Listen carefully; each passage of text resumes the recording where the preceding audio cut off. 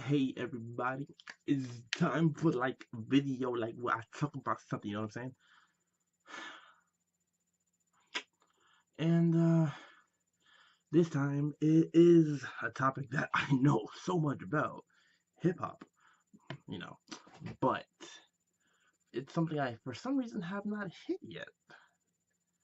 Um so this is my for 10 of my favorite diss tracks in hip hop. And yeah, there's gonna be some pretty typical ones here, I'm not gonna lie, because they're just good. I mean, what do you want me to say? But there might be a few here that you might not recognize, depending on how deep into it you really go. I'm really into this track myself, so this is not in any particular order to begin with. Um, I'm I might go into a little detail about the background of the disses, or I might not. Depends. So first off, let's just go with it. Um, Ether by Nas. He had beef with Jay-Z or certain things. You can find this information in plenty of other videos and whatnot. But, basically he was responding to Takeover. And let me just say that they're both like in this list, okay? So let me just go over both. Takeover came out first. It was mostly dissing Prodigy. I believe Jay-Z added a third verse that was a long third verse that was directed at Nas. First two verses, I believe, were directed at Prodigy. And then the fourth verse, I believe, is directed at Prodigy from Mobb Deep. So it's mostly a Prodigy diss, but it's still a good one. People compare the two, Takeover not on Ether, because Ether was Nas's response to Jay Z's Takeover. Me personally, I prefer Ether. I named it first. But yeah, basically that's number one and two right there out of the way. Um, Jay Z had some lines about Nas. Some of them weren't too factual, really. And if you know history, hip hop, you know what I'm talking about. Um, like the 10, you've been in the 10, I've been in the 5. No, Jay, this was 2001. Nas's first album came out in 1994. Your album came out in 1996. What are you talking about? 10. And if you're talking about just by like releasing singles or whatever, then you released a song in 89, I believe, with Jazzo. Nas released a song in like 90 or 91, 89, around that same time. So no, it's not fudge numbers to make yourself look better. I really hate that part. But besides that, the song was good. Takeover had a nice sample. I forgot what song it is, but it was pretty good. People love it. Um, Ether as a response. E- he sampled Tupac at the beginning, the intro. If you know the song, you know what I'm talking about. You know, um, he really went in on Jay Z.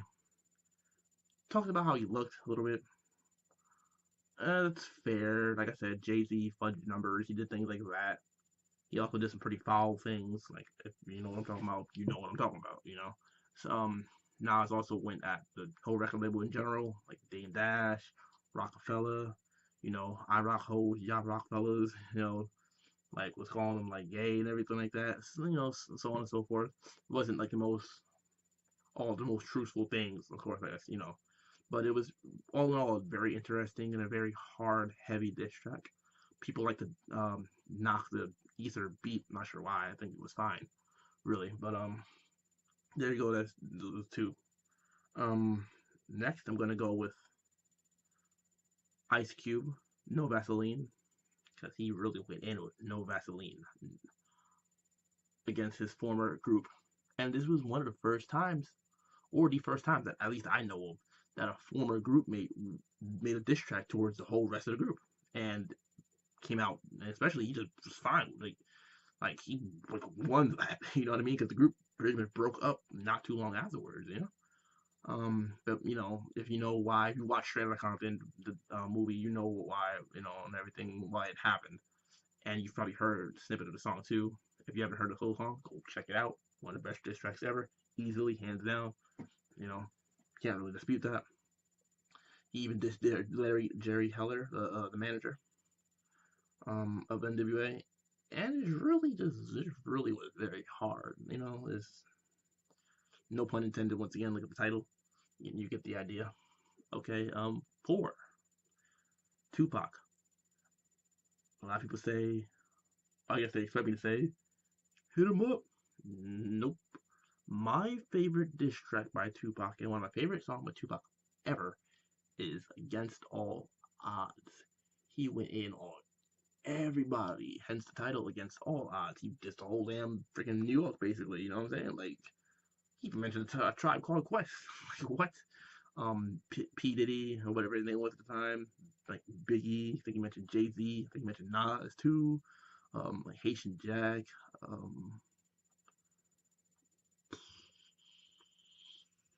A few other people. I forgot. We mentioned a whole bunch of people, but you get the idea. And he really just went in, no mercy. This guy was ruthless. Like Tupac, my favorite rapper. Come on now, can't have to mention him. That's 5. 6. This is. I'm gonna keep it West Coast. Let's go back to the N.W.A thing. EazyE. Yep. Even though this guy wasn't known for writing his own stuff or anything like that. I'm talking about songs here. So yeah, I'm gonna go with Real Compton City G's, which is the censored title for like Real MF and G's. It had Dresta and BG Knockout on it. Who supposedly also wrote EazyE's verses. And yeah, it's one of my favorite diss tracks. I say it's one of the best, easily. He went at Dr. Dre's credibility, his street cred. His soul, because when he joined the N.W.A, he really switched everything up. Before that, he was in a group, world class wrecking crew, I believe, and he was making very different music. It wasn't gangster rap or anything like that. It was like more like club type music, like dance to, party to, kind of more pop sounding, I suppose, or electric. You could say, not really hardcore at all. And he had a whole different style, Now, whether that was really what he liked or not is a whole different story, but that is what he was doing before he joined N.W.A, and that's just a fact. He mentioned the album cover, wearing lipstick on the album cover, now, whatever, all that stuff. It is what it is. But EazyE, or whoever wrote it for him, great song either way. I love it. I gotta go listen to that right now. Um, that was 6, right? Okay, so 7. Cannabis. The only song I listen to by Cannabis. I don't know any of his other songs, really, I don't. But Cannabis, second round knockout. Whew, he went at LL Cool J, who was just like the mid 90s. LL Cool J was still pretty big back then. And just demolished him. Like, I don't know. People say LL Cool J won. I'm not sure why. I really don't know. Song to song, nope. He win that. Maybe career wise, financially, and everything. Maybe LL Cool J won. Yeah, sure, but nah. Cannabis. Quotables there. Just check it out. And he had an intro by Mike Tyson and everything. It's cool. That was 7. 8. Let's. There's just so many. Um.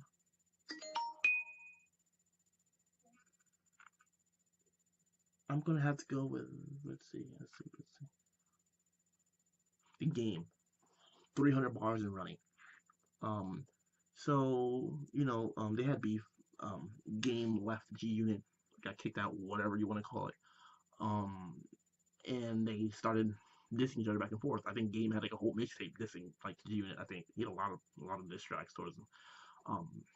But I think 300 bars is probably my favorite one, and it's also like the longest diss track I know. It was like over 14 minutes of him like dissing them. I think. Um, he just disses them and disses them and disses them like in every way possible, damn near. And the cool thing is he used like a dozen or so different beats. Like beats just kept switching up like every minute or less, and I was like, oh, this is great. You gotta go find out and listen to that again. That was 7, right? Or 8? Yeah, yeah. I don't know, man. I'm tired. Um, 8, DJ Quik, dollars and cents. If it don't make dollars, it don't make sense. And catchy, but also very hard, heavy hitting. So this, I guess, is a little more lesser known unless you're really into hip hop. But DJ Quik, Treetop Pyru, I believe is his gang association was or is, versus MC8, track New Park Crips, I believe. I'm not sure about his gang stuff. I just read and watch interviews and I hear it. So yeah, apparently it had like street beef and they took it onto songs. DJ Quik is my favorite. This guy, that song it was good. It was nice and catchy, but also hard. Like I said, he had one line, pretty much the most quarter one. He's like EIHC. Oh, you left out the G because the G ain't in you.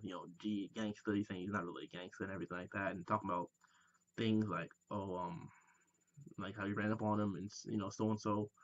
Is it true? I don't know, but still, the song was good.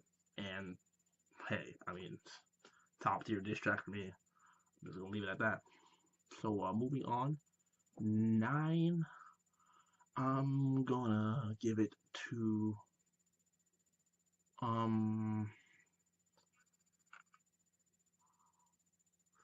I kind of want to. There's so many. I want to pick one newer, but I don't really. Maybe the new ones can't really stack up to the old ones. I don't know. It's just me being an old head or however you want to call it. Number 9, I'm gonna go with Common, the bitch in you, aimed at Ice Cube. Early 90s or so, I believe, or mid 90s. He Ice Cube released I Used to Love Her, one of my favorite hip hop songs of all time. He's talking about how he loves hip hop. Um, and I really just love the song. It's a great song, but Ice Cube apparently took offense to it because Common mentioned something about hip hop going to the West and some and changing, and Ice Cube took that as like a diss towards the West, saying like they ruined hip hop or something along those lines. You know what I mean? If you need further clarification, like I said, you could look this up online. So Common, I think Ice Cube said something somewhere, maybe I forgot where, maybe on an interview or a track, and Common responded with the bitch in you. Um,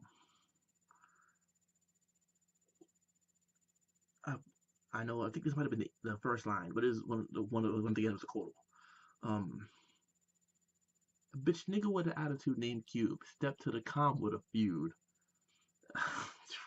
And then it just keeps going on like that. Saying like why he's like I didn't diss the West Coast and he says things like, oh, you everything you made after your first album was whack or something like that, stuff like that, typical diss track stuff. But it was really good. And Common wasn't known for dissing. He was known as like a conscious rapper, you know what I mean? So and he was like pretty new to the game because it's like the mid '90s. I think he only had like his first album out, maybe first, second, around there. But it was a good diss track, definitely. I put it up there. It doesn't get enough. It doesn't get mentioned enough. And now they're like cool. They made Barbershop together. They was in Barbershop like 2 and 3, I think together or something like that. Or just but yeah, they've been in some movies together, and it's cool now to see them growing up. Now they was in their 20s. Now they're like in their 40s. They look different. Maturity, respect. Gotta love it. And they're both great MCs. Um, that was 9, and now for 10, I just don't know what to pick. I really don't. I'm just gonna. This is 10. Like, what do I pick? Man, ooh,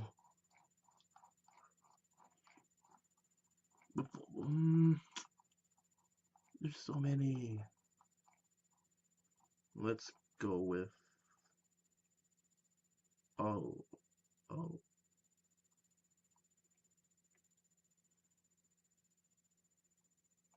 No, no, no, no, I have one in mind, but it's hard to say it's really a diss.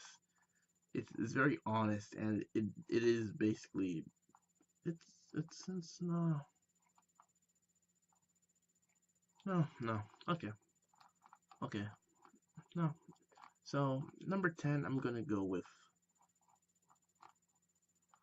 Damn, that's no. Oh no, I want to name that one, but I just can't. It's, you know what?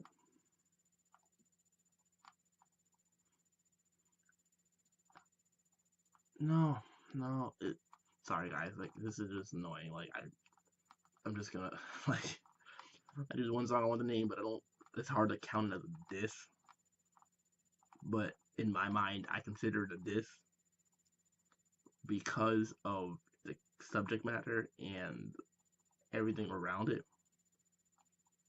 But it's just screw it. My list. Okay, number 10. Well, it's probably my favorite song by Nas, "Last Real Nigga Alive" from the Godson album, which was released 2002, the year after Stillmatic. Stillmatic had Ether. I consider these two like a 1-2 punch. Um, Ether, like I said, he dissed Jay-Z, dissed Rockefeller, everything like that. On Last Real Nigga Alive, he basically goes and details the story of how everything started, like how the whole beef started, really, like what it was over. He mentions he mentions his beef with Biggie, which I didn't even know about. He meant like, how they had a little issue. He mentions like how Jay Z had like how Nas's baby mother had an affair with Jay Z, and that helped ruin their like relationship basically, and just like how him and Jay Z were pretty cool back before they both got really famous, and how he was cool with Puff and Big, and like the whole thing with Ghostface saying Biggie stole Nas's album cover, everything like that. And he mentions everybody. He just spills the truth on like everything around that, what happened up to that point.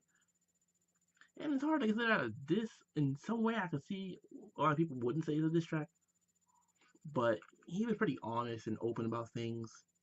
He even mentioned how Jay Z dissed him while Nas was taking care of his mother who was sick. Like she was dying, and like how it was like a sneak attack, and how he had to fire back and diss Jay Z and his whole crew. And if you don't want to consider that, one, that's fine. To each his own. But like I said, this is my list, so I'm putting that right on there. Like I said, it's also my favorite track by Nas. It was very best, one of my favorite storytelling tracks. If we're going to count it as a diss towards like all those people, since he's being really honest with the whole story, I also consider that one of my favorite diss tracks. It's my favorite track off that album.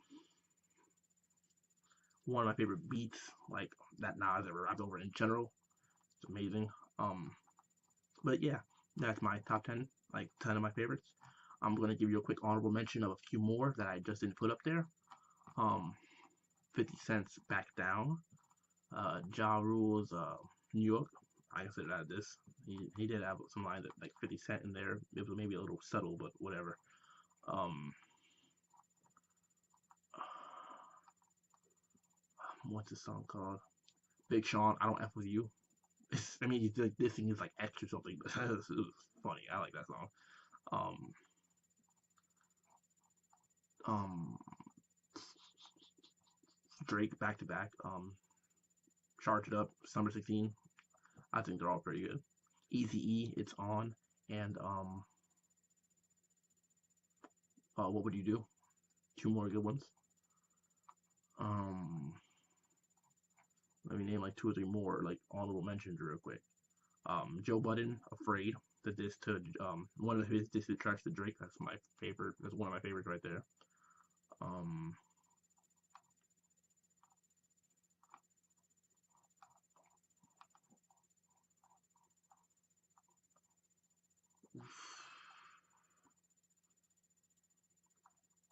Lupe Fiasco, SLR3, Super Lupe Rap 3. Even though it's not really kind of like a diss, but he released like Super Lupe raps like when someone would say something or do something, and he was like, "Yeah, I'm gonna respond," like um so whatever. Put that in there too, why not? And